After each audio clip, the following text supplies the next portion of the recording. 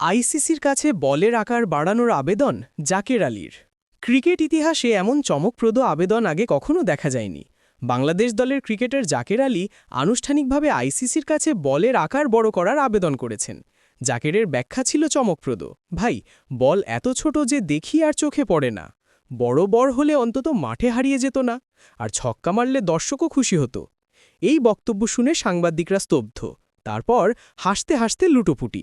একজন রিপোর্টার জিজ্ঞেস করলেন, আপনি কি ব্যাট বড় করার পরিকল্পনাও করছেন?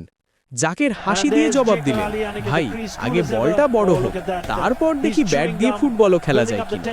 আইসিসির এক গোপন সূত্র জানিয়েছে, তারা এখনও ভাবছে কিভাবে এই আবেদনের উত্তর দেবে।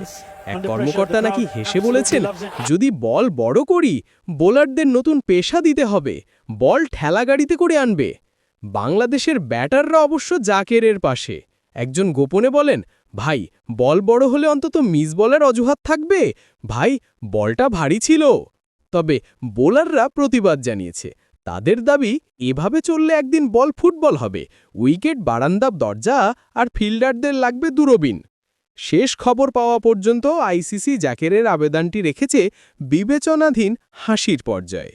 যেভাবে জাকের নতুন নিয়ম আনতে চাইছেন, তাতেই ক্রিকেট ভবিষ্যতে ক্রিকেট বল গোলাগুলের লড়াই নামে পরিচিত হতে পারে। পরের মৌসুমে হয়তো দেখা যাবে খেলোয়াড়দের নতুন দাবি, আমরা চাই বোলারের বলটা একটু নরম হোক, যাতে ব্যাটিংয়ে মনোযোগ দিতে পারি। পাপন কাকু, খেলাধুলা ডেস্ক, ফালতুবাজ নিউজ, ঢাকা।